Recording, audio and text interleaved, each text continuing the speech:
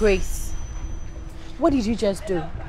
I told him I couldn't make lunch. And that you were going for Kizomba lessons. Was that really necessary? Since when did he start cooking in this house? It's his house. He can do whatever he wants. What has gotten into you?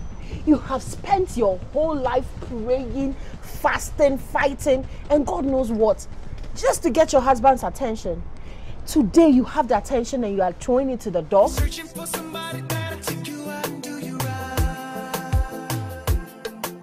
Well, come here, baby, and let daddy show you what it feels like. Your problem is you're not romantic. Romance, leave that to the losers. What happened? Oh, you fainted. And I remember. Who is he?